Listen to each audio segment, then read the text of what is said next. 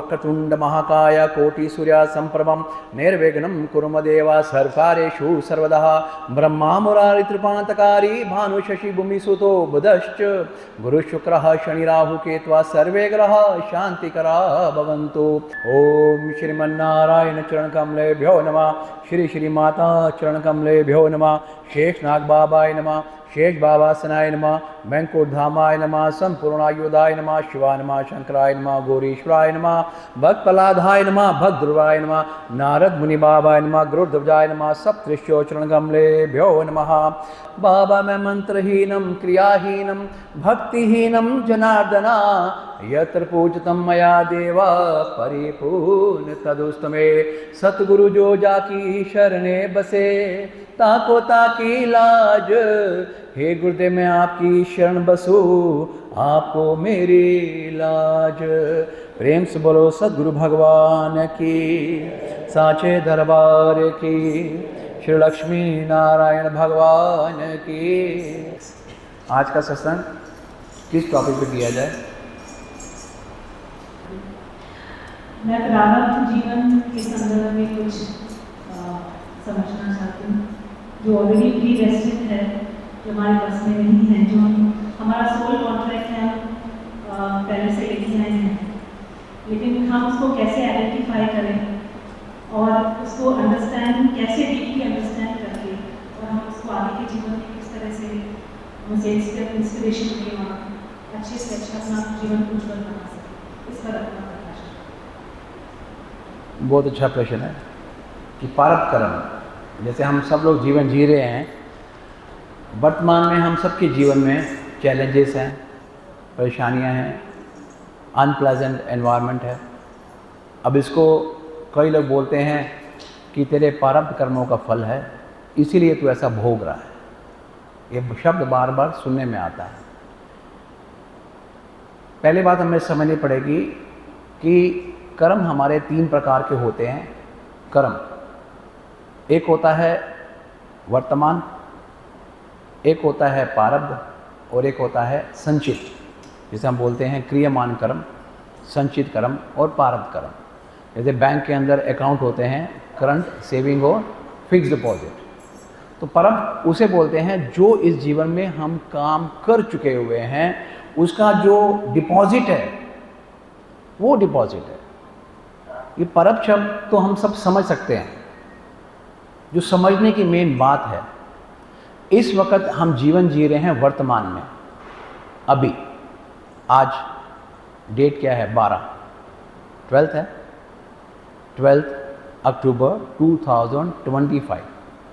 आज जो आप कर्म कर रहे हो, आप सत्संग में आए हो, अपनी जीवा से भगवान का नाम पुकार रहे हो, आंखों से दरबार को देख रहे हो, ये कर्म जो भी आप कर रहे हो, और ये कर्म किस इंटेंशन से कर रहे हो, भगवान की जो शक्ति है, इस बात को अच्छे से समझना, क्योंकि हमारा मन इस बात को समझने नहीं देता।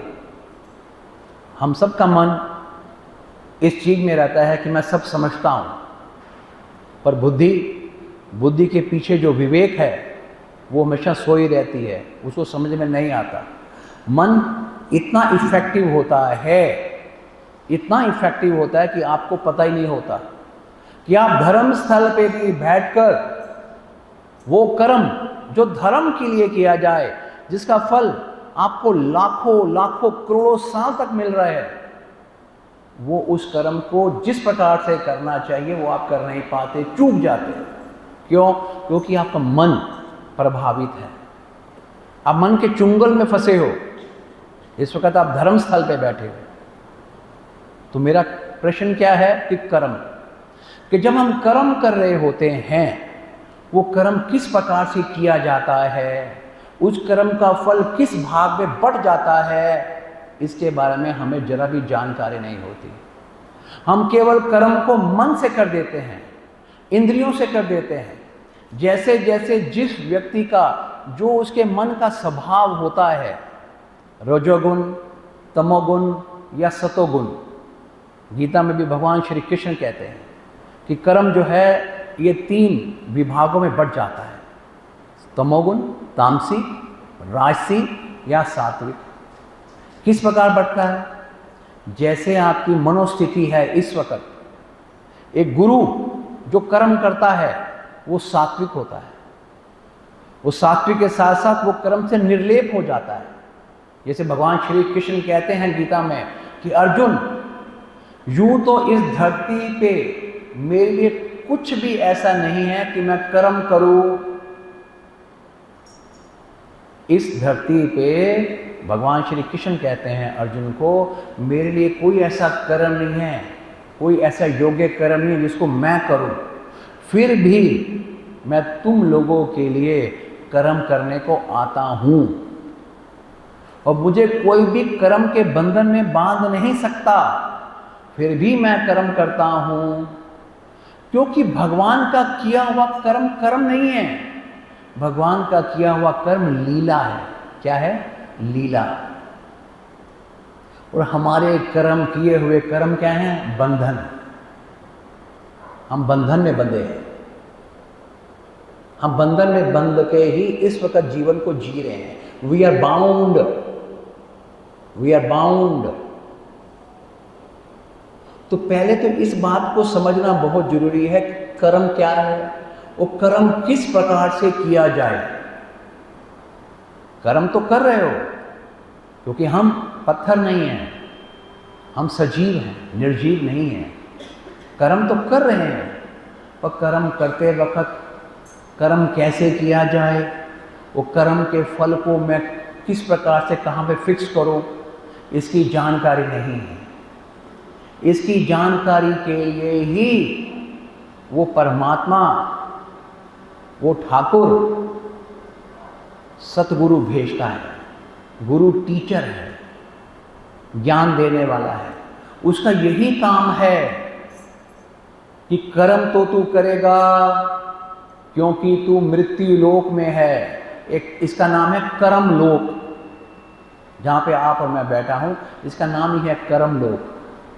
तो कर्म तो आपसे हो रहा है, साधु, संत, महात्मा, राजा, चोर, कोई भी हो, कर्म तो सब 24 घंटे कर रहे हैं, करना ही पड़ेगा। बिना कर्म के कुछ नहीं है। मैं माला फेर रहा हूं, ये भी कर्म है। कोई चोरी कर रहा है, ये भी कर्म है।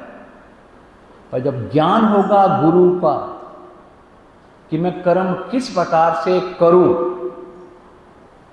और उस कर्म का फल अपने पास रखूं या भगवान के श्री चरणों में समर्पण कर दूं। इन्होंने गीता का 12वां अध्याय पढ़ा, मैं सुन रहा था।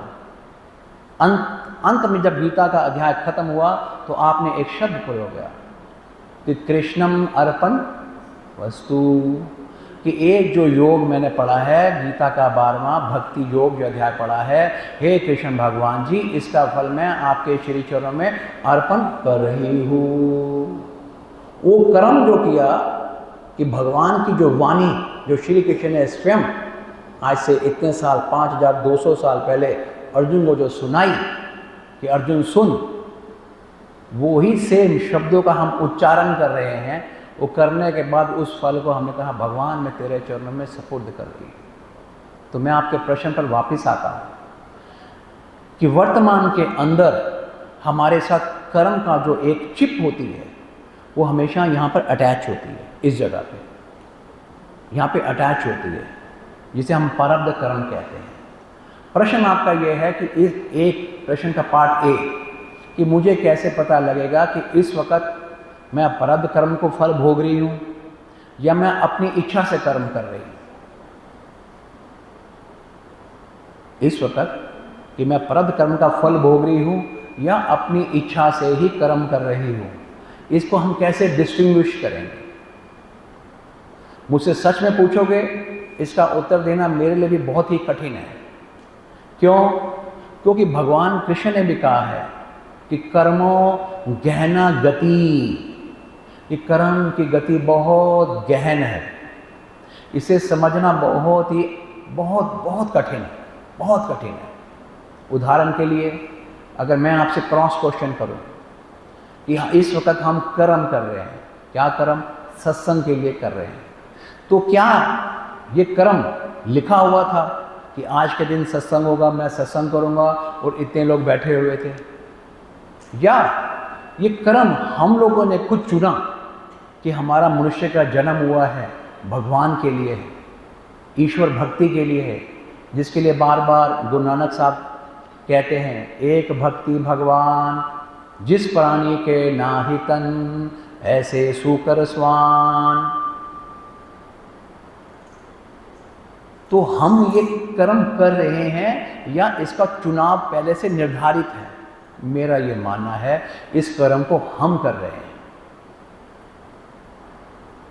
क्योंकि लोग क्या करते हैं, दोष लगाते हैं, भगवान की इच्छा होएगी, वहां से संदेशा आएगा तो हम जाएंगे, भगवान की इच्छा होगी तो हम मंदिर जाएंगे, गुरुद्वारे जाएंगे, आश्रम जाएंगे, उनका बुलावा नहीं आया, ऐसा बोलते हैं सब, कहते हैं ना। हमारे गुरु महाराज का कहते थे, बेटे ये सफ़ेद झूठ है, ये आरोप है भगवान पर, क्योंकि शास्त्र कहते हैं काल ही, कर्म ही, ईश्वर ही मिथ्या दोष लगाए। ये जो जीव है, जो आप हो, मैं हूं, हम इंसानों की मनोवृत्ति है। अपने पर ब्लेम ना करके चार चीज़ों पे दोष लगा देना। किस पे दोष? काल ही, इस समय ऐसा था, मैं क्या करता। ईश्वर ही, ईश्वर ने मुझसे कभी भी ये काम करवाया नहीं, गुरु महाराज ने मुझे कभी सत्संग करने नहीं दिया। बताओ, दोष लगाता है कौन? हम मतलब हमारा मन। हमारे मन के अंदर कपट है, छल है। इसलिए गुरु गुरु गुरु साक्षात पार ब्रह्म है, पार ब्रह्म है, वो परमेश्वर है। जो गीता का 12वां अध्याय है, मैं थोड़ा सा एक्सप्लेन करने की कोशिश करूंगा।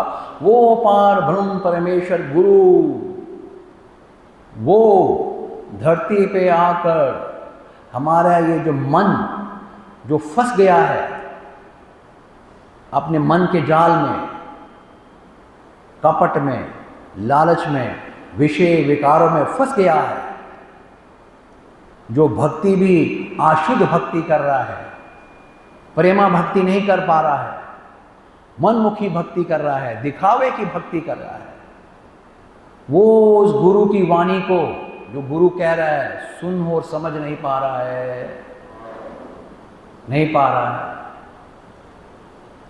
जब वो भाषा समझ में आती है शिष्य को, जब अपने आप को अपने सतगुरु के चरणों में सौंपता है, किस चीज के लिए? किस चीज के लिए सौंपता है?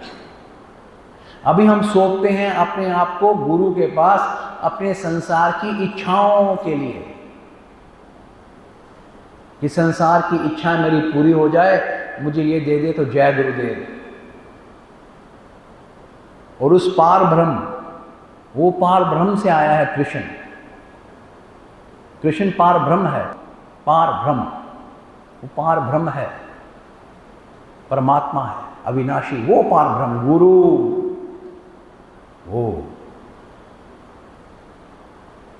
उसको समर्पण या उस पर छोड़ना, हमने केवल अभी तक संसार की चीजों के लिए छोड़ रहे हैं, ये मिल जाए, ये मिल जाए। और सतगुरु कह रहा है, तू अपने आप को छोड़।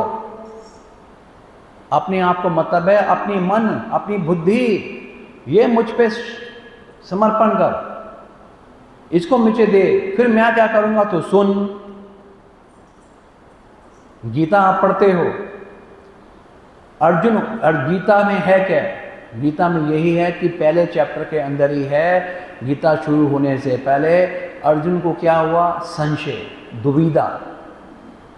अर्जुन जी दुविधा में थे, जैसे हम लोग हैं, दुविधा, into two minds, I should do this, I shouldn't do this, no I will not do this। अगर मैं करता हूं तो इसका परिणाम ये होगा, वो होगा, वो होगा, better let me not do this, I will do this. यही है ना गीता, यही स्टेट ऑफ माइंड हुआ ना अर्जुन जी का। पहला अध्याय शुरू होता इसीलिए है कि संशय, दुविधा। वो अर्जुन जी कोई नहीं है, मैं अर्जुन हूं, आप अर्जुन हो। गीता इस वक्त भी हो रही है, इस वक्त भी गीता हो रही है। गीता दी किसने? हर प्रश्न का उत्तर दिया कृष्ण रूपी गुरु ने। और हर क्वेश्चन पूछा किसने? शिष्य रूपी अर्जुन ने। अगर आपका मन अर्जुन बनकर प्रश्न पूछेगा गुरु रूपी कृष्ण से, तो उत्तर मिलेगा। जब कृष्ण ने कह दिया कि मुझे कोई परेशानी नहीं है, पूछ, जो पूछना है पूछ। कहां कहां बोला? हर चैप्टर के बाद एक शब्द आता है, अर्जुन उवाचा आता है ना। उसका अर्थ क्या है? कि अर्जुन ने फिर पूछा, फिर अर्जुन ने प्रश्न पूछा कि प्रभु ये ऐसे है तो कर्म ऐसे है तो क्या करूं? फिर अर्जुन वाचा, फिर नेक्स्ट चैप्टर उसका सब्जेक्ट दे दिया सांख्य योग। फिर भगवान ने समझाया, फिर अर्जुन ने क्वेश्चन पूछे, फिर कहा अर्जुन उवाचा, अर्जुन ने फिर पूछा। तो ये उवाचा शब्द जो है काफ़ी अध्याय तक आता रहा, पता नहीं 13 या 14 अध्याय तक है। उसके बाद जब भगवान श्री कृष्ण ने उसको विराट स्वरूप दिखाया, विराट स्वरूप क्यों दिखाया? अर्जुन को तो पहले से पता था कि कृष्ण साक्षात भगवान है, उनके खूब चमत्कार देखे थे। इसलिए दिखाना पड़ता है भगवान को, हम शिष्यों को, हम भक्तों को, हमारी भक्ति को दृढ़ करने के लिए कि हमारे अंदर, जब अर्जुन जो इतने सालों तक भगवान श्री कृष्ण के सानिध्य में थे, दिव्य डिवाइन कृष्ण के साथ में थे, उसके बावजूद भी जब उनको दुविधा हो गई, उनको ये संशय हो गया, उनको ये हो गया कि मैं ये कर्म ऐसा करूंगा तो उसका ये फल होगा, तो बेटर है मैं कर्म नहीं करता। इसका मतलब कि आप जब अपने गुरु के साथ में रहते हो तो भी आपको ये संशय और दुविधा होती है। भगवान का विराट स्वरूप दिखाने का अर्थ यही था कि जो तू समझ रहा है, जो तू देख रहा है, अब तू इससे परे देख। आप जो देख रहे हो इस वक्त, जो सुन रहे हो, समझ रहे हो, हम में से कोई नास्तिक नहीं है, हम सब अपने तरीके से भगवान को मान रहे हैं। और भगवान कह रहा है कि अब इससे नेक्स्ट लेवल देख, जो तू कर रहा है कर्म, जो तू भोग रहा है, ये अपनी तू मन और बुद्धि से कर्म के फल से भोग रहा है। अब मैं तुझे इससे परे दिखाता हूं। वो दिव्य स्वरूप दिखाने का मकसद यही था अर्जुन को। अगर आपने ये देखा हो चैप्टर कृष्णा के अंदर है कि जब दिव्य स्वरूप दिखाया तो अर्जुन क्या था? बहुत रोमांचित हो गया, घबरा गया, घबरा गया, कांपने लगा। ये शब्द है। दिव्य चक्षु लेने के बाद भी अर्जुन जी तो जो थे वो भगवान का स्वरूप देख के घबरा गए, डर गए, पसीने आ गए। जब भगवान ने अपनी विलक्षण शक्ति दिखाई, क्या दिखाई? विलक्षण शक्ति। वो भगवान अपनी विलक्षण शक्ति 24 घंटे हमारे आगे नहीं दिखाता। हम समझते हैं, हम सब समझते हैं, यही सबसे बड़ा धोखा और झूठ है। हम समझते हैं कि हम सब समझते हैं, और यही समझ में बहुत बड़ा धोखा है मेरी इस हार्ड मास की बुद्धि में। मैं अपनी बात भी कह रहा हूँ, हम इसी में उलझे पड़े हैं। हम समझ रहे हैं, हम सब समझ गए, मैं सब ज्ञान समझ गया हूँ। यही धोखा है। इससे परे, उससे भी परे, उससे भी परे जो डिवाइन लोग हैं। अजी आप समझो, जब प्रलय आती है, जब प्रलय आती है तो ये जितने लोक हैं, ये स्वर्ग लोक, ये मृत्यु लोक, दुर्गा लोक, ब्रह्म लोक, ये सारे के सारे लोक भी उस महाप्रलय में जल में विलय हो जाते हैं। कोई ब्रह्मा नहीं होता, कोई शिव लोक, कोई दुर्गा लोक, सब लोग विलय हो जाते हैं उस जल में। आप सोचो, केवल एकमात्र फिर वो श्री नारायण होते हैं। सोचो वो क्या सदृश्य होता होगा। कोई देवी, कोई देव, कोई लोक, सारे प्लैनेट सब गुम, हम कल्पना भी नहीं कर सकते। मेरे कहने का जो तात्पर्य क्या है कि हम जो भोग रहे हैं इस वक्त है वो अपने ही किए हुए कर्मों के फल को भोग रहे हैं। इस बात को आप गांठ बांध लो। आप जो भी भोग रहे हो, अच्छा या बुरा, या आप अपने ही कर्मों के फलों को भोग रहे हो, इसको दूसरों को दोष देना बंद करो। दोष देना बंद करो। पहले वर्तमान में ये स्वीकार करो जिसको आप मानते हो। एक बात और मैं आपके साथ बता दूं, जिसको भी आप मानते हो ना, उसके साथ एक रिश्ता रखो पहले आप। हम जब कहते हैं ना त्वमेव माता च पिता त्वमेव बंधु च सखा त्वमेव, भगवान को क्या कह रहे हैं हम कि भगवान तू मेरी माँ है। माँ मानते हो? भगवान को क्या मानते हो? मैं अपने गुरु को क्या मानता हूँ? सोचो।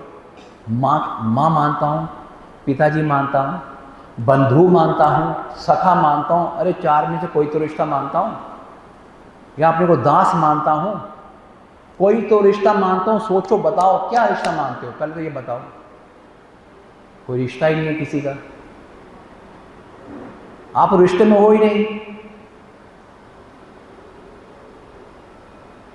अगर वो रिश्ता एक रिश्ता का बना लिया है तो आपको समझ में आएगा मेरा व्यवहार कैसे होना चाहिए। हमारा रिश्ता ही नहीं बनता, पहला तो यही हमारी मूर्खता है। हम बोलते हैं पर रिश्ता क्या है? हम कहेंगे झूठ, वो तो सब कुछ है, मैं सब कुछ मान रखा हुआ है। भाई साहब, अगर आपने सब कुछ मान लिया है ना तो आपको 0% भी टेंशन नहीं आएगी। जब सब कुछ मान लिया का मतलब आपके साथ जो हो रहा है उसकी इच्छा से आप जो कर रहे हो वो करवा रहा है। जब वो करवा रहा है तो आपको चिंता ही नहीं होनी चाहिए।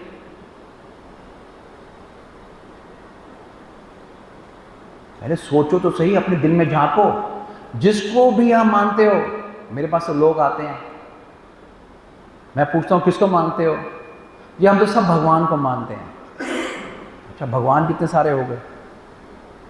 मेरा एक पिता हो सकता है या 10 पिता होंगे? ये बताओ। एक पिता होगा? अरे 5 चाचा हो सकते हैं, 10 मामा हो सकते हैं, पिता तो एक होगा। मैं समझ आता हूं, अभी तक इसको पता ही नहीं है भगवान क्या है।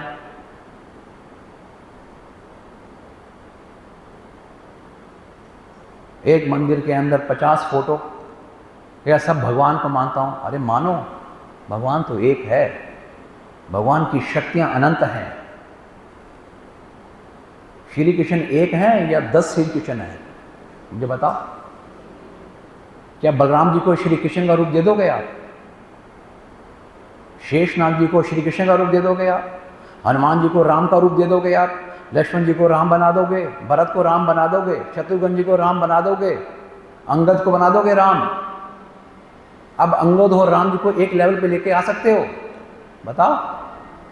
आप कभी भी हनुमान जी के आगे हनुमान जी बैठे हों और राम जी बैठे हों, कभी भी आप हनुमान जी की प्रशंसा करो राम जी के आगे, हनुमान जी को बहुत क्रोध आता है। हनुमान जी कहते हैं मेरे इष्ट हैं, मेरे प्रिय हैं, और हनुमान जी बहुत प्रसन्न होते हैं। कब? जब उनके आगे, उनकी तस्वीर के आगे आप उनके प्रभु का गुणगान करो, श्री राम जय जय राम, हनुमान जी बहुत प्रसन्न होते हैं। आप भले हनुमान चालीसा ना पढ़ो, श्री राम करो, हनुमान जी बोलते हैं राम काज करिए को आतुर। बोलो क्या काम है, मैं सेवा करूंगा। सेवा करने आ जाते हैं। मेरे कहने का भाव क्या है? मेरे कहने का भाव यह है कि पहले तो सबसे पहले एक रिश्ता कायम करो जिसको भी आप मानते हो। आपका रिश्ता क्या है? बाप बेटे का है, माँ बेटी का है, सका है। मीरा जी का रिश्ता था। मीरा क्या कहती है? उसको कृष्ण को अपना पति मानती है, अपने आप को पति के रूप में देखती है, पर दासी मानती है। मैं तो उसकी दासी रे। हनुमान जी क्या मानते हैं अपने आप को? दास। कबीर दास, तुलसी दास, दास मानते हैं ना अपने आप को। राम जी कहते हैं हनुमान जी को तुम मम प्रिय भरत सम भाई। राम जी कह रहे हैं हनुमान जी को तुम मम प्रिय भरत सम भाई।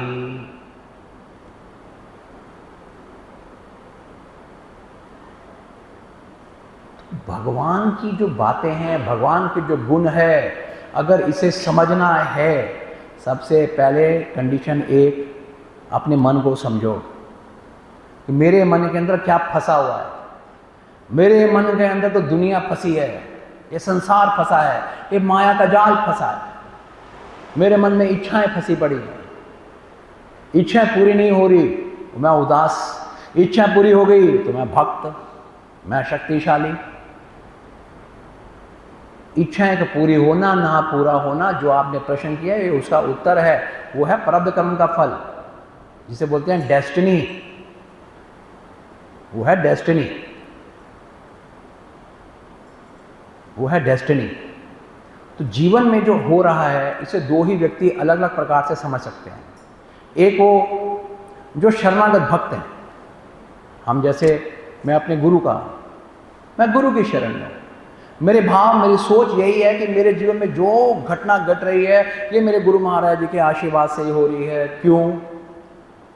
क्योंकि मैंने शुरू से ही अपने आप को प्रार्थना करता हूँ गुरु जी के चरणों में, बाबा ये दास कुछ नहीं है, इसके जो भी कर्म किए हुए हैं दास ने, मैं आपके चरणों में समर्पित कर रहा हूँ, स्वीकार कर लो, मैं तेरा हूँ, मुझे अपनी शरण में स्वीकार कर ले, मुझसे जो करवाना है वो कर, मुझसे वो करवा, जो तेरी इच्छा वो करवा।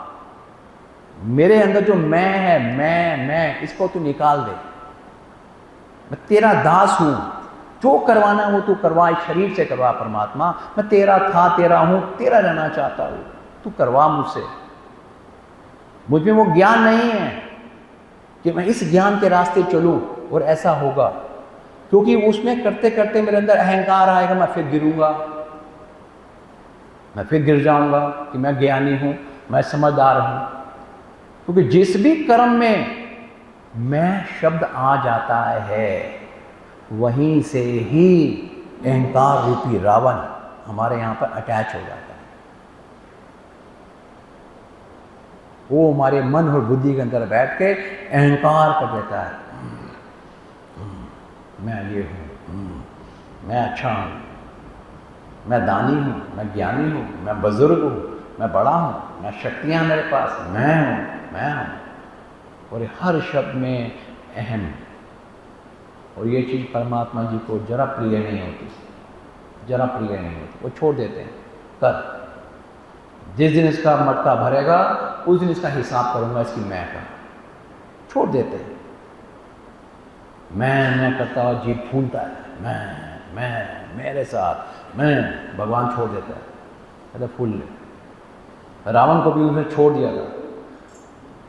रावण कितने सालों, कितने हजारों साल तक उसने तबाही की। जब श्री राम अवतार लिए और जब जंगल में गए, सबको पता है, तब जाके वध किया। छोड़ देते हैं, जितना तूने मैं करना है कर ले, और जिसे मैं तेरा हिसाब करने आऊँगा तब करूँगा। वही हमारे साथ हो रहा है। अगर आप अपनी मैं को नहीं पहचानोगे इस वक्त भी, कर्म तो इस वक्त भी हो रहा है, तो उसी का फल भोगना पड़ेगा। तो दो ही तरीके हैं देखने के। अगर आप जिसको अपना मानते हो, जिसके साथ जो आपकी इष्ट है, जिसके साथ आपका दिल जाता है, जिसको आपने दिल दे रखा हुआ है पूजा में, फिर ये सोच लेना कि भैया मेरे कर्म जो भी किए हुए हैं मैंने किए तो हैं, मैं स्वीकार करती हूँ। अब जो भी तेरी इच्छा हो वैसा कर दे, मेरा परम हित कर। परम हित के साथ साथ अब जो भी मेरा जीवन है, अब इसे ऐसे कर्म हो, इस शरीर से वो कर्म हो जो आपको अच्छे लगे, जो आपको प्रिय लगे। वो प्रार्थना ये वही कर पाएगा जो गुरु का शिष्य होगा, जो गुरु का भक्त होगा, जो इस बात को समझ चुका होगा कि भक्ति योग क्या होता है, शरणागति योग क्या होता है, इसका फल क्या होता है। और दूसरे जो हम सब लोग जीव हैं, जिसमें मैं है, जो संसार से हम समझते हैं, सीखते हैं, आज एकादशी है इसका फल ये है, आज ये दान करो इसका फल ये है, आज ये है इसका फल ये है।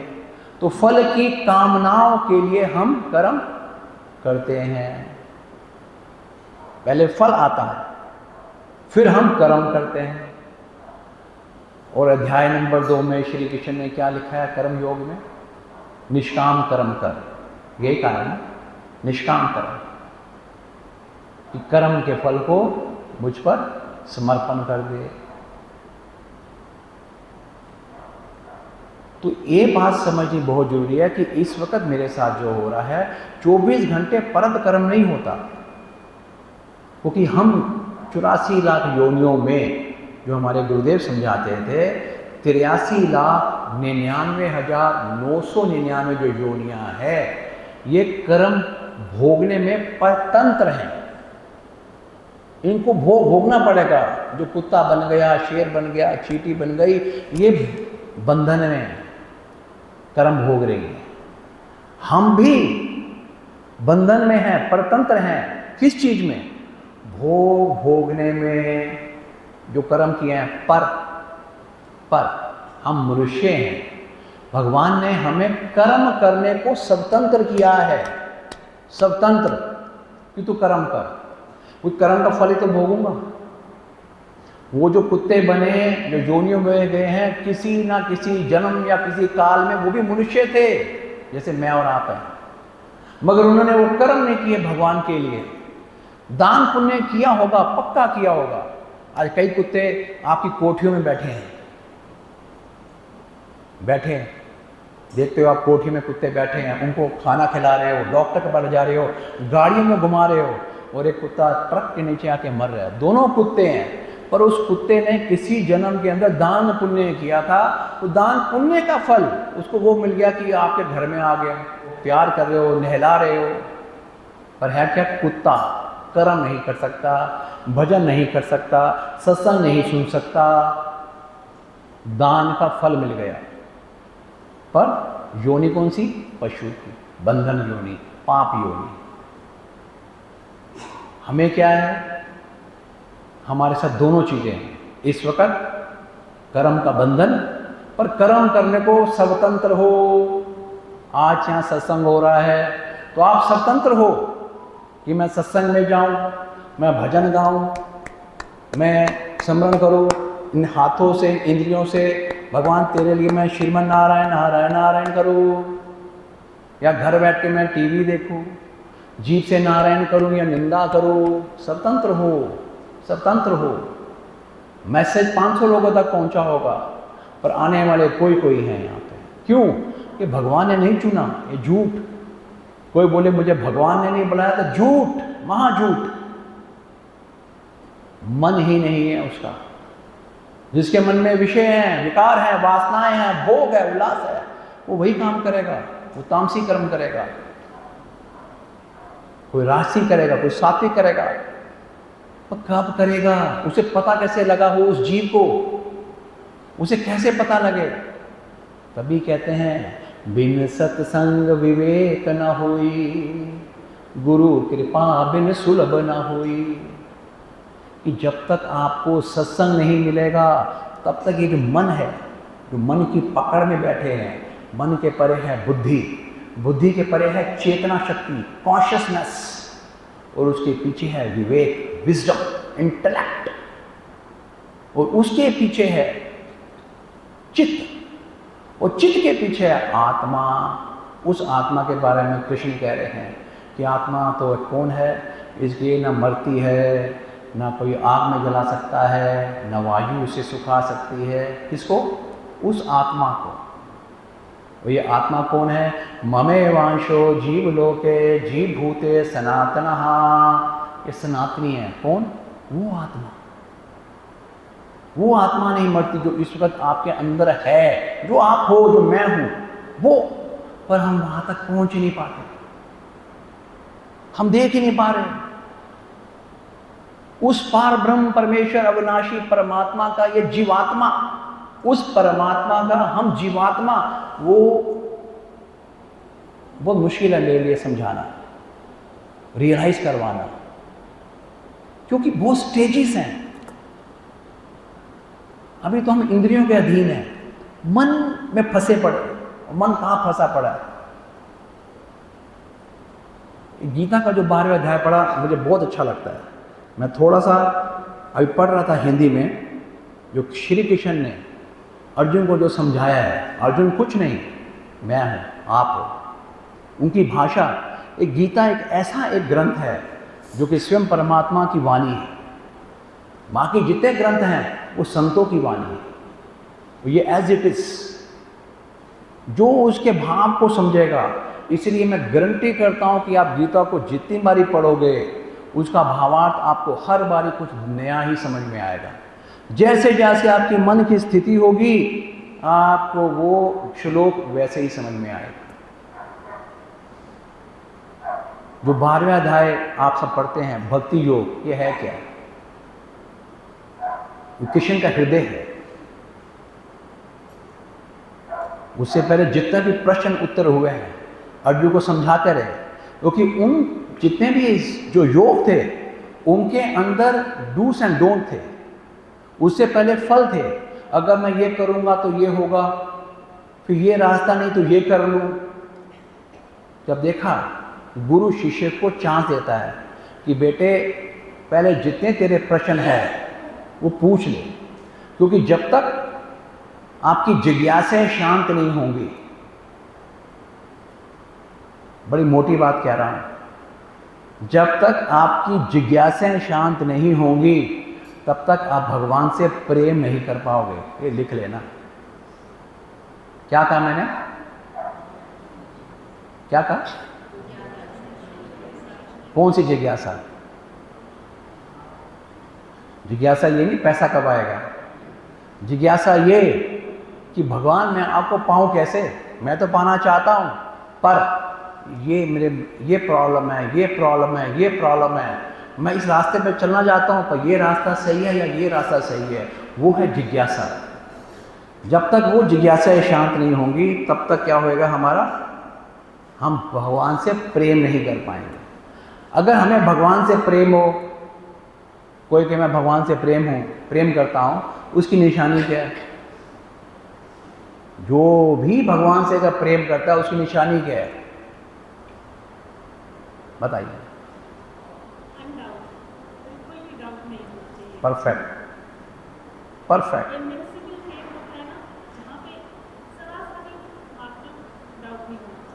एक बार तारीफ बता दो उनके लिए।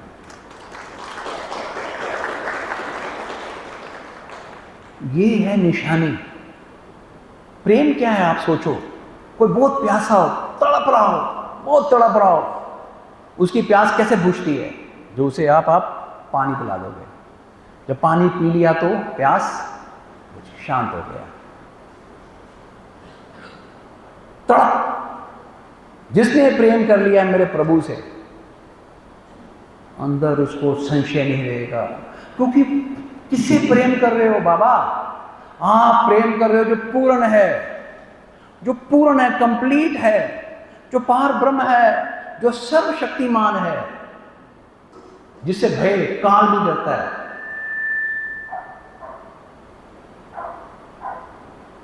आपने अगर उसे प्रेम कर लिया, सोचो आपको मरने का भय नहीं होगा, ये शरीर छोड़ने का भय नहीं होगा आपको। ये संसार की जो तुच्छ चीजें हैं, ये धन दौलत घोड़ा गाड़ी, ये है नहीं, अब फर्क नहीं पड़ेगा। अरे आप त्रिलोकपति के हो। जब मेरे बाप त्रिलोकपति है तो मैं भी तो त्रिलोक का स्वामी हो गया। जब मेरे पिता अगर उसके मालिक हैं तो उनका बेटा मैं क्या हुआ? अगर मानोगे तो, अगर मैं भगवान का दास हूं और भगवान मेरे महल में रह रहे हैं तो दास ही तो महल में रहेगा, दास ही तो महल में रहेगा। मेरे भगवान जो भोजन खाएंगे, जो बचेगा वो भोजन तो मुझे भी मिलेगा, दास को नहीं मिलेगा। उनका पुत्र हूं अगर मैं, तो पिताजी जो खाएंगे तो बेटे को तो देंगे, खाने को नहीं देंगे। और पिताजी जब 24 घंटे सच्चिदानंद स्वरूप हैं, आनंद में है, तो बेटे के भी तो आनंद में रखेंगे, नहीं रखेंगे क्या? नहीं रखेंगे। देवी देवता जो उनकी आज्ञाओं में रहते हैं, तो हमें क्या वो आक्रमण करेंगे हम पे क्या? जो 9 ग्रह उनकी आज्ञाओं में रहते हैं, वो हम पे हमले करेंगे क्या? जब उनको दिख जाएगा कि इसके पिता हैं वो, उसके स्वामी हैं वो, और हमारा भाव तो हो, हमें पता ही नहीं। अजी हम तो बिहेव करते हैं भगवान से जैसे हम मालिक हैं, भगवान हमारा शिष्य है। हम हुक्म देते हैं भगवान को, तूने मेरा काम क्यों नहीं किया, आप करो। कहते हैं प्रार्थना, पर होता है हुक्म। यही सबसे बड़ा अपराध है। इसलिए वो भगवान तक बात पहुंचती नहीं है। ठीक उसी प्रकार से जैसे इस शरीर में आपकी आत्मा बैठी हुई है, आप आत्मा की आवाज को सुन ही नहीं पा रहे। आत्मा को न रोटी चाहिए, न पानी चाहिए इस वक्त, न कपड़ा चाहिए, न कोठी, न बंगला, न हीरा, न ज्वारत, कुछ भी नहीं चाहिए आत्मा को। आत्मा को क्या चाहिए? उसके पति का नाम, उसके पति का मिलन। उसकी पत्नी है, उसका मिलन चाहिए उसको। इसलिए जो बहुत भगवान के नाम में संलग्न हो जाते हैं, भगवान के नाम में मस्ती में चले जाते हैं, वो नाम उनकी आत्मा में चला जाता है। वो होता है जो मीरा जो गा रही है, पायो जी मैंने राम रतन धन पायो, वस्तु अमूलक दी मेरे सतगुरु कृपा कर अपनायो, पायो जी मैंने राम रतन धन पायो। बताओ, क्योंकि वो आत्मा से गा रही है। अभी हम इंद्रियों के भूखे हैं, मेरे कानों को ये चाहिए, मेरे होंठों को चाहिए, मेरे आँख को चाहिए, मेरे हाथों को चाहिए, मेरे जीवों को ऐसा चाहिए। हम इंद्रियों के गुलाम हैं, मन के गुलाम हैं।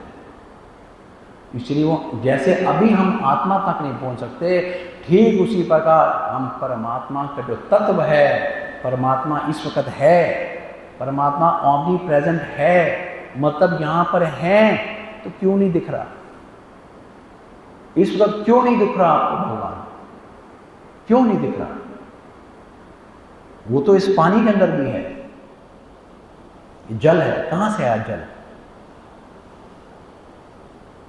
जल को क्या इंसान ने पैदा किया है? अगर धरती से आया है तो धरती को बनाने वाला कौन? भूपति। समुद्र का अगर है, वो सूर्य ने अपनी शक्ति से समुद्र को इवेपोरेट किया, खींचा, तो सूर्य कौन? भगवान का। समुद्र किसका? भगवान का। वापस उसको उठा के बारिश करना, बारिश से नदियों में फेंकना, वो नदियों को पानी करते करते हमारे पास आया। ये है क्या? जल। जल कौन है? भगवान। भगवान तो इस पानी के अंदर भी है। जब 3 दिन तक अगर आपको पानी दो तो प्राण निकलने जाते हैं। कहते हैं ना, मेरे प्राण निकल जाएंगे, मुझे पानी दे दो, कहते हैं ना। तभी हमारे कहते हैं ना, पंच तत्व से ये तन रचो। पंच तत्व बोला है ना। कौन से पंच तत्व हैं? अग्नि, जल, पृथ्वी, वायु और आकाश। ये पंच तत्व हैं। इन पंच तत्वों के स्वामी कौन है? श्री नारायण, वो परमेश्वर, पार ब्रह्म। इसलिए वो 5 में से एक तत्व ही हमारे शरीर से निकलता है तो हमारे प्राण चले जाते हैं। जिसको भगवान आनंद कण कण में दिखना शुरू होगा, भगवान से प्यार होगा, तो वो ये भी सोचेगा इस जल में भी भगवान है। ये जो लाइट आ रही है, जो रोशनी यहाँ पर आ रही है, इस रोशनी का भी जो मूल कारण है वो परमात्मा है। ये जो प्रकाश ध्वनि जा रही है बाहर आपके पास है, ये ध्वनि को भी पहुंचाने वाला कौन है? परमात्मा है। तो परमात्मा दिखेगा। आप बैठे बैठे जो श्वास ले रहे हो, ये कौन है? परमात्मा है। तभी उसको बोला है, तुम हो एक अगोचर सबके प्राणपति। तो प्राणी तो है आपकी श्वास से, बैठे तो हैं पति आपके अंदर, वो कहाँ ढूंढ रहे हो उसको? पर हम सोए हुए, हम सो चुके हैं।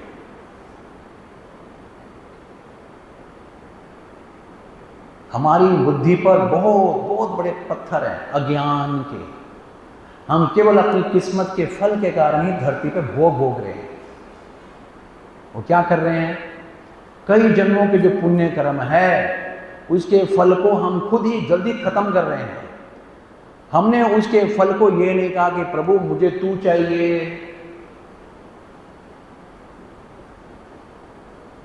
कर्म का फल, जैसे मैंने बोला कि उसको कैसे सौंपा जाए।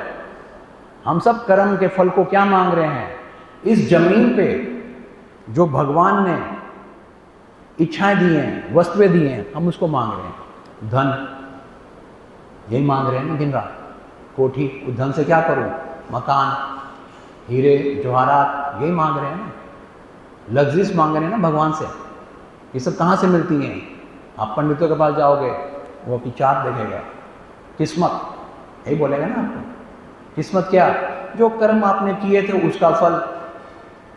तो आप उस फल को क्या चाह रहे हो? आप उस फल को इस जमीन के अंदर अर्थ में चाह रहे हो, अर्थ भोगना चाहते हो। भगवान कहेगा तथास्तु, आपके कर्मों का फल आपने धरती पे स्वर्ग वाले सुख ले लिए, धन भोगा, विलासता भोगी, तो आपके कर्मों का फल नीचे हो गया। फिर अगर आप चाहते हो कि मुझे अच्छे लोक मिले, मुझे भगवान का घर मिले, दिव्य लोक मिले, भगवान कहता है भाई कहाँ से लूँ? तेरा अकाउंट तो हो गया ज़ीरो। तूने कर्म शीने पुण्य मृत्यु लोकम विशंति, तेरे पुण्य क्षीण हो गए, कहाँ से दूँ तुझे? इसलिए कृष्ण कह रहे हैं, गुरु कह रहे हैं, बार बार कह रहे हैं, कृष्णम अर्पण वस्तु तुभ्यमेव समर्पते। इसलिए हम शिष्यों को, भक्तों को, दासों को ये बात सिखाई जाती है कि तू अपना कर्म करने के बाद क्या कर, जिसके लिए कर्म कर रहा है, जो तेरा इष्ट है, गुरु है, जो साक्षी है, उसको बोल, ये जो क्रिया मैंने की, कर्म किया इस शरीर से, तुभ्यमेव समर्पते, मैं आपके चरणों में समर्पण कर रही हूं, इसका फल आप स्वीकार कर लो। जब आप ये भावना रखोगे समर्पण भाव की, फिर उसकी जो इच्छा, वो आपके उस कर्म का फल कहाँ गए? मुझे एक कथा याद आ गई, सुबह अपने गुरु जी की कथा सुन रहा था। अब गुरु कैसे एक रोल प्ले करता है शिष्य के जीवन में, सुनना। एक बारी नारद मुनि महाराज, उनका एक शिष्य था, गांव का एक प्रधान उनका शिष्य था।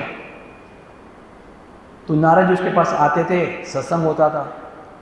अब नारद जी ने बोला कि मैं जा रहा हूँ दिव्य लोक, भगवान के पास ऊपर मीटिंग है, वहाँ जा रहा हूँ। उसे बोला प्रभु मेरा एक काम करोगे? बोले क्या? कहते वहाँ जाकर पूछ के आना कि मेरी किस्मत में क्या लिखा है। वो जो गांव का प्रधान था, नारद का शिष्य, कहता है भगवान जी जरा पूछ के बताना मेरी किस्मत में क्या लिखा है। ये डिपार्टमेंट है चित्रगुप्त के पास।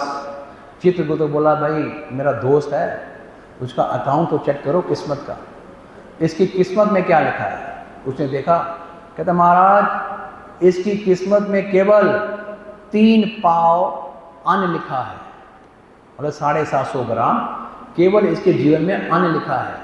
इतना ही अन्न मिलेगा, उसके बाद जब तक रहेगा भूखा मरेगा। ये इसके अकाउंट में इतना ही लिखा है, 3 पाव अन्न। नारद जी उसके गुरु भी थे, सुना कि इसके किस्मत में तो ये लिखा है।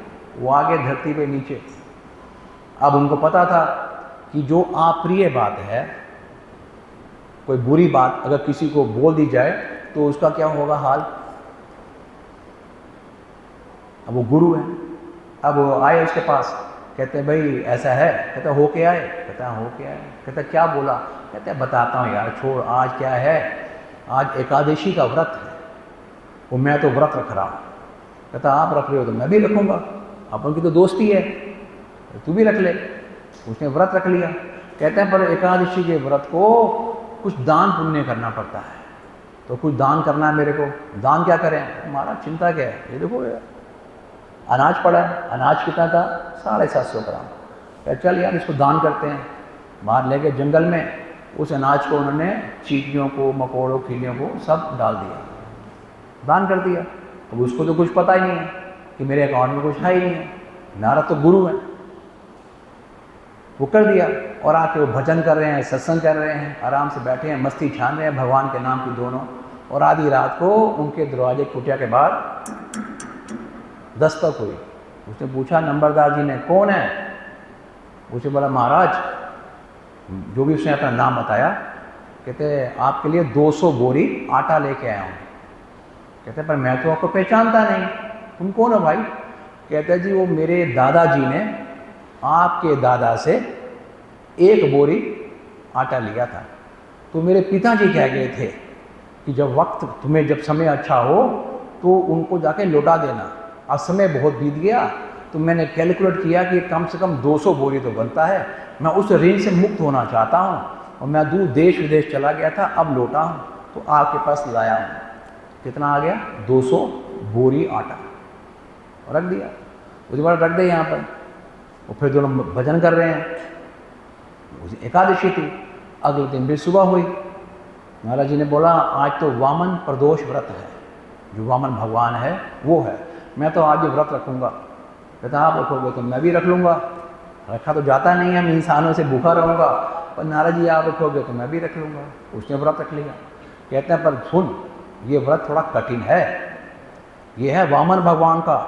वो वामन भगवान जिन्होंने अपने 3 पैर से धरती आकाश सब ले लिया था, उनको दान देना पड़ता है। वो कहता ठीक है, क्या चिंता है महाराज, ये पड़े हैं ना बोरियाँ जो दे गया वो दान में बांट देते हैं। कहता सही, चल आ जा।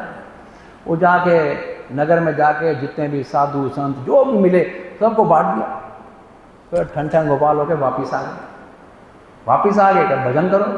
भजन कर रहे हैं, मस्ती छान रहे हैं, आराम से वो संत के साथ आनंद हो रहे हैं। फिर आधी रात हुई, कौन है? कहते महाराज मैं फलां व्यापारी हूँ।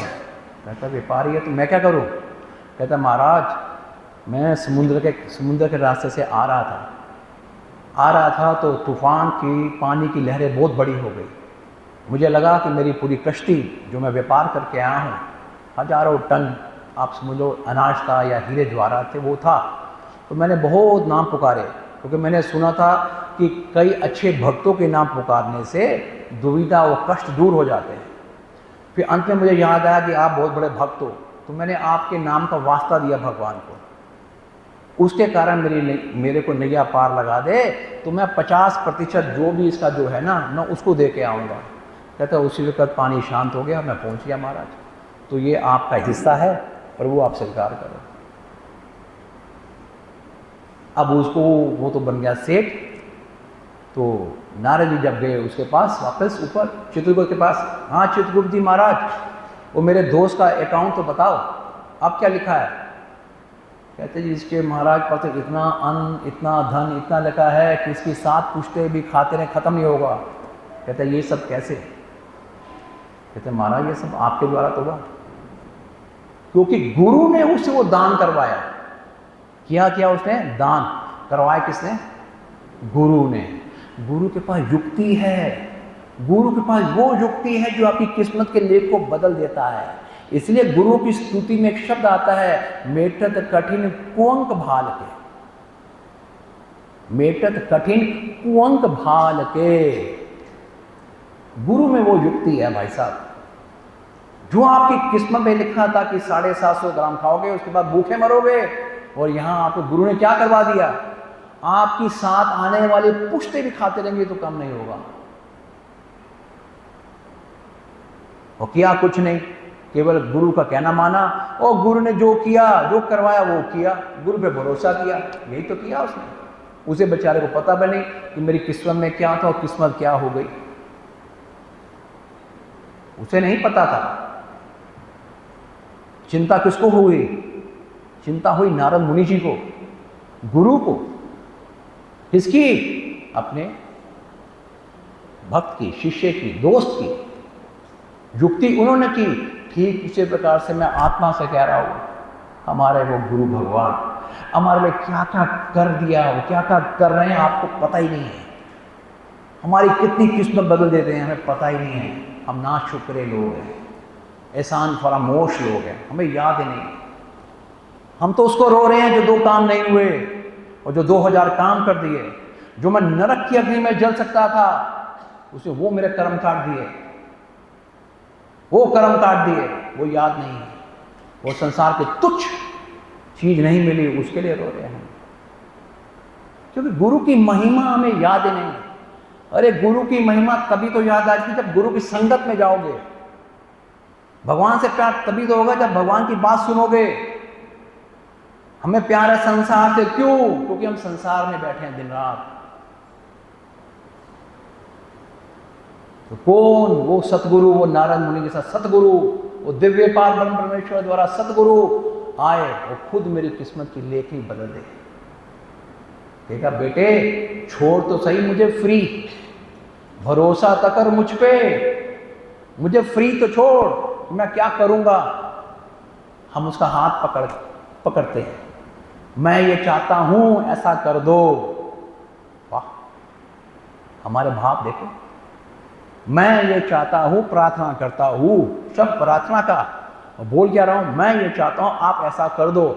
तो प्रार्थना शब्द मत बोलो, आदेश बोल दो। फ्री कहां छोड़ा? अरे अपनी किस्मत, अपना हृदय, अपना चित्त, अपनी बुद्धि गुरु के चरणों में छोड़ दो, उसको लिखने दो। जो उसका दिल करता वो लिखने दो। स्लेट आपकी, कलम उसकी, समय उसका। पर भरोसा तो रखो, वो धीरज तो रखो, वो धैर्य तो रखो, वो सहनशीलता तो रखो। वही नहीं है हमें। आभास करके देखो हमारा मन के ऊपर कितने विकार हैं। हम सोए पड़े हैं, हमें वो ज्ञान समझ में भी नहीं आता, हमें गुरु की बातें समझ में भी नहीं आती। पर्दे पड़े हैं मोटे मोटे, रोज हम काल के मुख में जा रहे हैं। मृत्यु रूपी जो इस वक्त जो काल है, इस वक्त आपके पीछे, मेरे पीछे खा रहा है, अभी भी खा रहा है। आपको पता ही नहीं, पता ही नहीं। और आप कहां भाग रहे हैं? सोचो।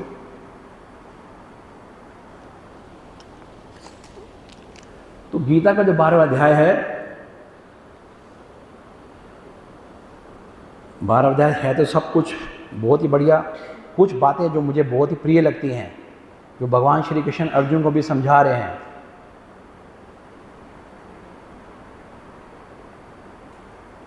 भगवान कह रहे हैं, मुझ में मन को लगा और मुझ में ही बुद्धि को लगा। भगवान अर्जुन को कह रहे हैं कि मुझ में, आप सोचो, जो भगवान साक्षात कृष्ण, अर्जुन भी दिव्य है। ये नारायण के दो रूप हैं, नर और नारायण। अर्जुन कोई साधारण नहीं था, कृष्ण का ही अंश है, अंग है, अवतार है। उसको कह रहे हैं कि तू मुझ में मन को लगा। ये मन जो आप बैठे हो कहीं जा रहा है, इस मन को मुझ में लगा, मुझ में ही बुद्धि को लगा। बुद्धि का मतलब कि मेरा चिंतन कर कि भगवान ऐसे हैं, भगवान ये कर रहा है, भगवान की दया है, तो भगवान करेगा, अपने आप सब आ रहे हैं, हे प्रभु तेरा हूँ। कहते इसके उपरांत तू मुझ में ही निवास करेगा, इसमें कुछ भी संशय नहीं है। मतलब भगवान ने क्या करने को बोला? क्या लगा मुझ में? मन और बुद्धि को मुझ में लगा। अब ये कैसे लगती है, इसका हम प्रश्न, इसका जो जिज्ञासा है अगले सेशन में करूँगा। तब तक आप अपने घर पे बैठ के इसका अभ्यास करना कि ये मन और बुद्धि, जिसे भगवान कह रहे हैं मुझ में लगा, ये कैसे लगती है। गीता के अध्याय को श्लोक याद करके पढ़ लेने से कृष्ण नहीं आता। कृष्ण का जो आदेश है, ये आदेश है, आदेश हुआ ना भगवान का। भगवान कह रहे हैं ना, भगवान कह रहे हैं ना, मुझ में मन को लगा, बुद्धि को लगा, अगर तू मुझे प्यार करना चाहता है तो। फिर आदेश बोल देखो भगवान का। अब भगवान देखो बहुत अच्छा है। भगवान ना हमारी हर हरकत जानता है। भगवान ने ये ज्ञान दिया द्वापर युग में। ये ज्ञान दिया कब? द्वापर युग में। वो द्वापर युग कृष्ण जी के जाने के कुछ ही 100, 200, 300 साल के बाद कलयुग शुरू हो गया। उनको पता है कि हम लोग जब धरती पे कलयुग में होंगे, हमारी मन बुद्धि कैसे होगी। उनको खूब पता है। उनको आने वाले 4 लाख साल का भाई पता है कि हम जीव कैसे होंगे। हमें कृष्ण में रुचि है और कृष्ण का ज्ञान लुप्त है।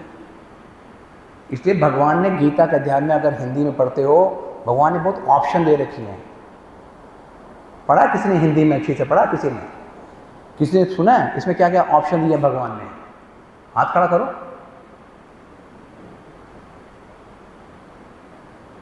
हाँ,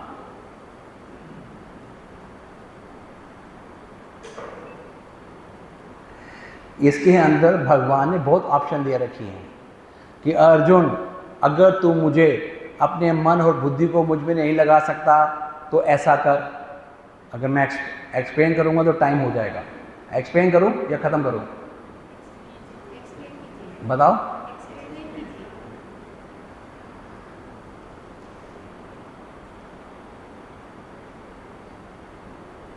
भगवान कहते हैं कि अर्जुन, यदि मेरी प्राप्ति रूप योग के आश्रित होकर उपरयुक्त साधन को करने में तू असमर्थ है, तो मन बुद्धि आदि पर विजय प्राप्त करने वाला होकर सब कर्मों के फल का त्याग कर।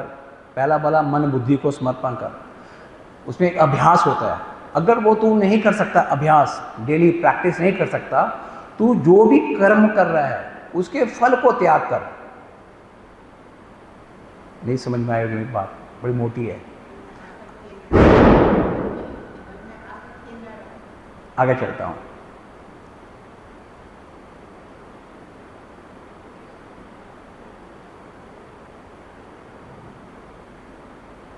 मैं शॉर्टकट बताता हूँ जो मुझे समझ में आती है बात को ना, शॉर्टकट बताता हूँ, नहीं तो बहुत टाइम लग जाएगा। भगवान ने ऑप्शन दिए है बहुत सारी। उसे पता था कि जैसे हम लोग बैठे हैं, मन नहीं लग रहा, बुद्धि नहीं लग रही, कुछ लोग देख रहे, मैं देख रहा था यहाँ से, नाम नहीं लेता, अच्छी खासी नींद भी कर ली लोगों ने, 2-4 झपकियाँ मार ली, मैं देख रहा था, मन नहीं लगा। भगवान कहता कोई बात नहीं, बैठे हैं, मुझे देख रहे हैं, फिर भी मन कहीं का जा रहा है, परेशानियों में जा रहा है, चिंताओं में जा रहा है, मन जा रहा है। भले वो ऐसे दिखाएंगे सत्संग सुन रहे हैं, भगवान तो देख रहे हैं ना अंदर, उसे पता है ये होगा कलयुग में। कहते हैं ऐसी अवस्था भी होती है तो क्या कर। मेरी बात सुन। पॉइंट नंबर 2, तू यहाँ बैठा है, कर्म तो कर रहे हैं ना, राजू जी बोल रहे हैं, आपको सुनना पड़ेगा, अच्छा लगे या बुरा, काने बात तो जाएगी। वो कहेंगे श्रीमान नारायण करो तो गाना पड़ेगा, फंस गए। तो कर्म तो हो रहा है, तो क्या अब क्या कर। ऑप्शन नंबर 2 कहते हैं इस कर्म के फल को त्याग कर मेरे अंदर। ये बोल दे प्रभु जी जो करवाया आपने, आपकी कृपा बहुत होगी, इसका फल मैं आपके चरणों में छोड़ रहा हूं। ऐसा कर ले। मुझे सब पता है कि हमारा मन, किसी का मन लगता है 10 मिनट, देखो मैं खूब समझता हूँ, किसी का मन आधा घंटा, किसी का मन 1 घंटा, किसी का मन 2 घंटा, किसी का मन लगता ही नहीं है, जबरदस्ती आता है। कि हर एक मन की वृत्ति है, मैं उस पर नहीं जाना चाहता। हाँ, भगवान ने उससे भी बड़ी अच्छी बात बोली कि त्यागा शांति निरंतरहा।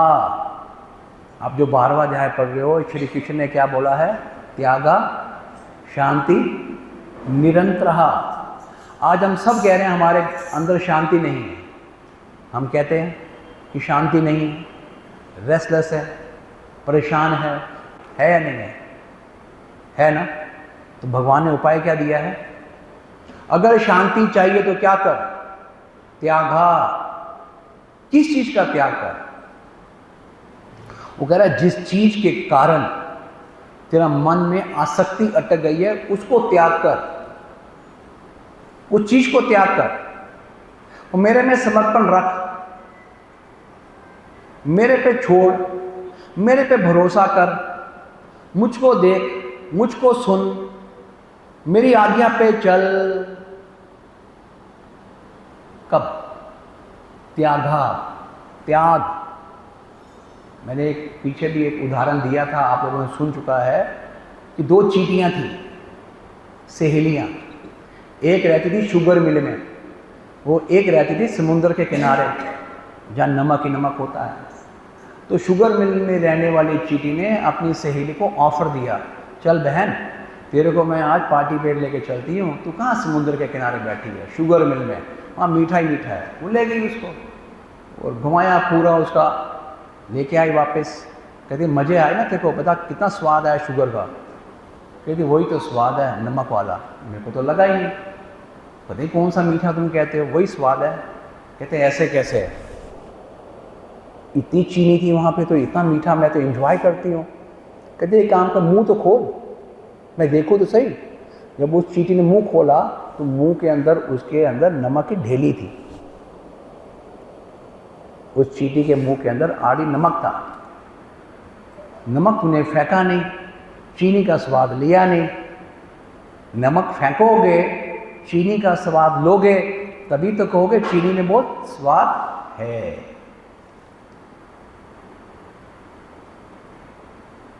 उसी प्रकार हमारा ये हाल है कि जो नमक है, इस वक्त जो हमारा मन है, जो हमारा मन चल रहा है, जो आप मैं अच्छी प्रकार से समझ रहे हैं, भले हम बाहर झूठ बोलें इस वक्त कि मेरा मन भगवान में है, खूब पता है वो है नमक। वो कृष्ण यही कह रहा है, त्यागा, समर्पण, इस चीज को त्याग, मुझसे मांग, मुझको देख, मुझको सुन, मेरी आज्ञा पे चल। यही तो कह रहा है गुरु और कृष्ण, यही तो कह रहे हैं। पक्का सर्वधर्मान् परित्यज्य मामेकं शरणं व्रज अहं त्वां सर्वपापेभ्यो मोक्ष्यामि मा शुचा। यही तो कह रहे हैं परमात्मा। जो भी तूने धारण किया है, ये तो नमक, जो भी तूने धारण किया है, सर्वधर्मान, मेरा मैं परित्याजा, त्याग, मेरे चरणों में त्याग कि हे गुरुदेव, हे मेरे परमात्मा, मेरा मुझ में कुछ नहीं, जो कुछ है सो तेरा, तेरा तुझको सौंप कर क्या लागे है। मुख से बोलेंगे हम लोग, अभ्यास करो, उसका मानकर उसको छोड़ो कि तेरा है। ना ये तन मेरा, ना धरती का मालिक मैं, ना धरती का मालिक मैं किसी चीज का मालिक नहीं, किसी चीज का मालिक मैं नहीं। किसका मालिक? कौन मालिक? तेरा। उसकी भाषा समझ में हम तभी आएगी जब हम तीन चीजें करेंगे। गुरु के ज्ञान तब समझ में आएगा जब तीन चीजें करोगे। एक, पहली कंडीशन, जो भी हमारे गुरुदेव हैं, जिसको आप मानते हो, उस पर भरोसा करना सीखो। उस पर ये भरोसा करो कि मेरा परम हितैषी है, ये मेरा बुरा नहीं कर रहा, उस पर संशय मत करो। पहली कंडीशन।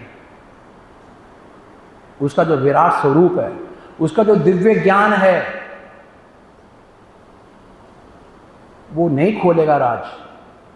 पहला बता रहा हूं, जब तक ये भरोसा नहीं करोगे, आपको पता ही नहीं है। हमारा मन, आपका मन बहुत पाजी है, वो गुरु के आगे भी गुरु के आगे झूठ बोल रहा होता है, उस पार ब्रह्म के आगे झूठ बोल रहा होता है।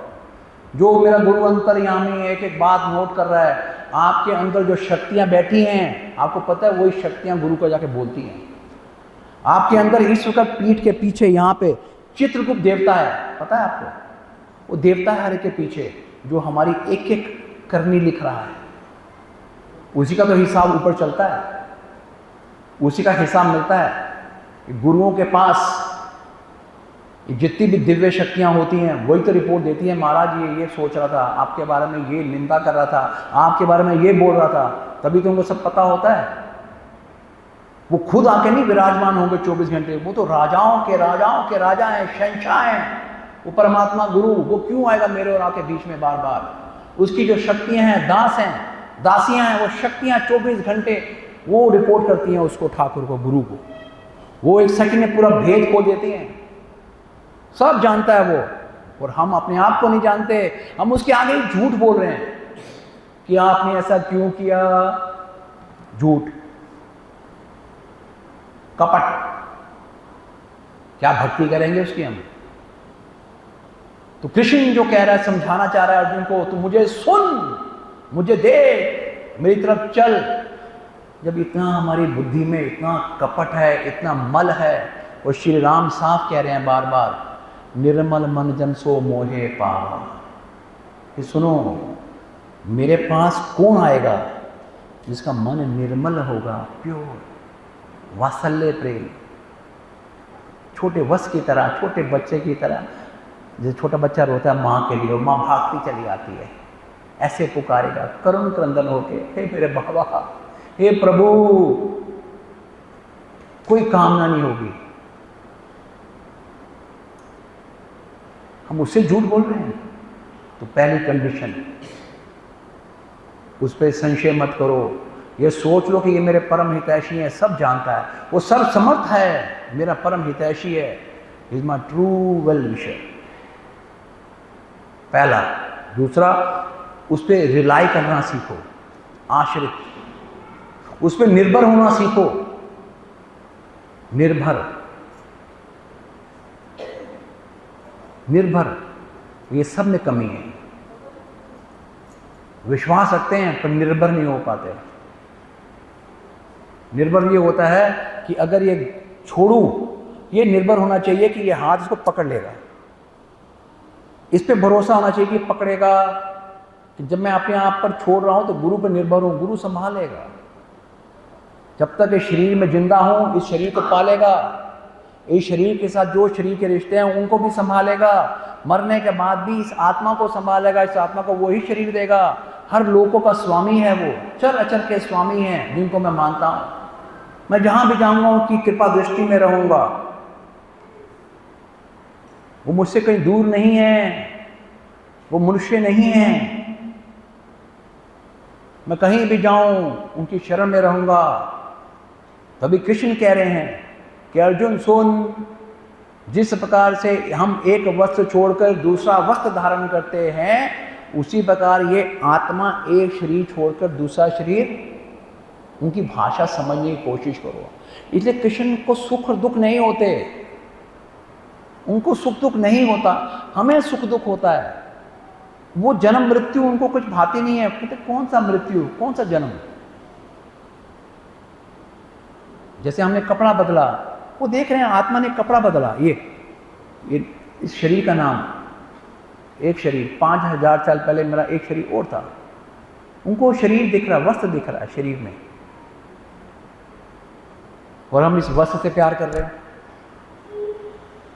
उनका लेवल जो है समझाने का हमें समझ में नहीं आता, क्योंकि हमारा मन इतना ज्यादा लिप्त है, बंद है, बुद्धि बंद है, किवाड़ बंद है। गुरु उन किवाड़ों को खोलना चाहता है। सुन, समझ, कब उसको पे उस पे भरोसा तो करो, निर्भर हो जाओ, संशय तो मत करो। वो तीसरा है प्यार। अपने गुरु से जिसको मानते उसे प्यार करो, केवल प्यार, केवल प्यार करो। प्यार प्यार करने के बहुत तरीके हैं। उसे खिलाओ, पिलाओ, नहलाओ, जो भी आप करते हो, घर को सेवा करते हो, प्यार करो। और प्यार में क्या, एक रिश्ता होना चाहिए, जो मैंने शुरुआत की, रिश्ता। रिश्ता क्या है, रिश्ते से प्यार करो। उसको पिता मानो, माता मानो, सखा मानो, बंधु मानो, जो मानो, एक मानो, प्यार करो। अरे वो तो तुलसी से राजी है, वो तो जल से ही राजी है। नहीं है मेरी क्षमता 56 भोग बनाने की, कोई बात नहीं, प्यार, प्यार से दूंगा, एक तुलसी का पत्र भी स्वीकार कर लेगा। प्यार तो रखो, उस पर निर्भर तो हो जाओ, उस पर संशय तो मत करो। जब ये 3 बेसिक चीजें आए ना, तो गुरु चेक करता है। फिर वो जो ज्ञान है ना, जो कृष्ण ज्ञान अर्जुन को दे रहे हैं, जो कृष्ण के गुरु इस धरती पे हम शिष्यों को जो ज्ञान देना चाहते हैं, वो प्रकट नहीं करते। अभी जो सत्संग करते हैं वो जनरल करते हैं। जो वो दिव्य ज्ञान है वो देते नहीं है। कुछ पता है, मैं जो अमृत छलकूंगा, ये उस पुदीचे में नहीं है, मेरी बात को ग्रहण करेगा, ये तो सो रहा है, ये क्या समझेगा, ये क्या समझेगा। इसलिए वो ज्ञान देते भी नहीं है। इसलिए गुरु की रगड़ बहुत जरूरी है, गुरु का सानिध्य बहुत जरूरी है, गुरु की रगड़ जरूरी है। गुरु ज्ञान नहीं देगा वो, क्योंकि उसका असली धन ही तो ज्ञान है। वो ज्ञान ही तो परमात्मा उसका, वो देता ही नहीं है। फिर वो चेक करता है ये शिष्य इस लायक ही नहीं है। जो ज्ञान हम बता रहे हैं वो पंडित वाला ज्ञान है। यहां से सुना, यहां से यूट्यूब सुना, यहां कथा सुनी, आगे किया, ये तो पंडिताई गिरी है।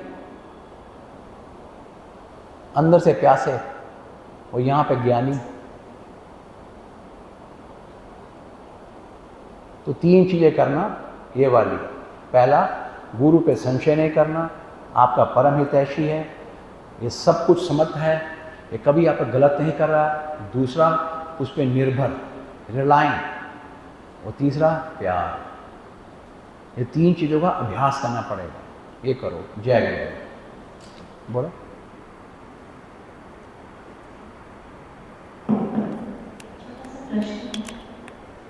आपने कहा कि हम गुरु जी के साथ कोई रिश्ता बनाएं, तो हमें गुरु जी के साथ क्या रिश्ता बनाना चाहिए? इसमें मेरे 2 क्वेश्चन है। एक तो ये कि आप क्या रिश्ता बनाते हैं, और दूसरा ये हमारी लेवल पे इजी क्या है? हमारे इजी क्या है, सबसे सरल क्या है? कभी कभी हमें ऐसा लगता है डांस करना तो बड़ा मुश्किल है, उसको बहुत कष्ट है, तो हम क्या रिश्ता बनाएं? माता का बनाएं, पिता का बनाएं, जो हमारे लिए सरल भी हो। और ये भी बताइए कि आप क्या रिश्ता बनाते हैं? जैसे गोविंद अंकल हैं, वो क्या रिश्ता बनाते हैं? ये जानने की मेरी जिज्ञासा है कि हमें वो बताइए जो इजी हो। वो होता है उसके चरणों का गुलाम, दास। दास। मैं अपने आप को उसके श्री चरणों की रज का दास, दास ही दास मेरा रहता है। मैं तेरा दास हूँ। दास वो होता है जिसकी कोई इच्छा नहीं होती, जो जो मांगे ठाकुर अपने से सोई सोई देवे, वो अपने आप दे रहा है, वो मुझे पाल रहा है, वो सब दे रहा है, वो देता रहेगा, मैं दास हूँ। कभी दास में बालकपन का भाव आ जाता है, मेरे पिता हो आप प्रभु, ऐसे मेरे बाबा जी, ऐसे बाबा मैं तेरा बेटा हूँ बाबा। दास। एक दास भी तो कह सकता है कि आप मेरे पिता हो। पर दूसरे वाला जो होता है बेटा बन जाना, वो बेटा तब बनूं जब मुझे वो गुण हो। भाई मैं लव कुश तो तब बनूं जब मैं राम का वाकई वो गुण हो।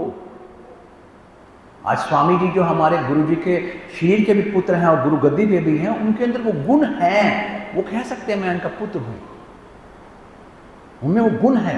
कई जन्मों की उनकी भी तपस्या रही होंगी, तभी वो इस गद्दी पे विराजमान है। उनके अंदर वो तत्व है। और मैं कैसे कह दूं कि मैं तेरा पुत्र हूं? दास बन के कहता हूं, प्रभु दास हो, गुलाम हो, मोहे नौकर राखो जी, मुझे दास राखो जी, मैं तेरे। तो गुरु नानक साहब ये कह रहे हैं गुरु नानक गुरबानी में, मैं तेरे दर का पंखा जलूं, मैं तेरे दर का ये करूं। गुरु नानक साहब कह रहे हैं। तो दूसरे जो पातशाही हुए गुरु अंगद देव जी, जिनका नाम था लैना सिंह जी, उन्होंने क्या किया? गुरु नानक दास जी के शिष्य थे, वो उनके घोड़े की सेवा करते थे। गुरु अंगद देव जी दास बनकर। मैं अपने आप को दास समझता हूं, एक नौकर, उसकी आज्ञा में रहूं। ऐसा क्या करूं जिससे मेरा मालिक खुश रहे, मेरे प्रसन्न रहे मुझसे। गलती होगी तो आई एम सॉरी बाबा, माफ कर देना, दास हूं, मुझे अपनी नौकरी से बत मार निकालना, मैं तेरा हूं दाता, दास हूं तेरा। मेरे में गुण ही नहीं है कि मैं अपने आप को वो पदवी दूं कि मैं तेरा पुत्र हूं। कहां से हूं भाई? मैं तेरा बंधु हूं, सखा हूं। वो हनुमान जी को बोल रहे हैं। हनुमान जी कौन? जो शिव के रुद्रांश हैं, शिव के अंश हैं, शिवांश हैं। उनको राम जी कह रहे हैं, तुम मम प्रिय भरत सम भाई। उनको कह सकते हैं वो। तो हमें हमारा अपने आप को वो कह देना एक अहंकार होगा, अज्ञानता होगी। तो बेस्ट होता है नौकर, तेरा दास हूं मैं। मेरा काम क्या है? जो गुरु से सीखा है वो आप लोगों को बांटूं। दास हूं कि आप सब उस परमात्मा के हो, परमात्मा के हो, मैं उसका दास हूं। सेवा करूं, वचन की सेवा करूं, कोई धन की सेवा करे, कोई तन की करे, ये सोच के। तभी तो आप कहते हो वासुदेव कुटुंब। क्या होता है? पूरा वासुदेव क्या? पूरा कुटुंब वासुदेव का है। ये सब जितने भी आप लोग हो सब वासुदेव को हो। मैं वासुदेव का कौन हूं? दास।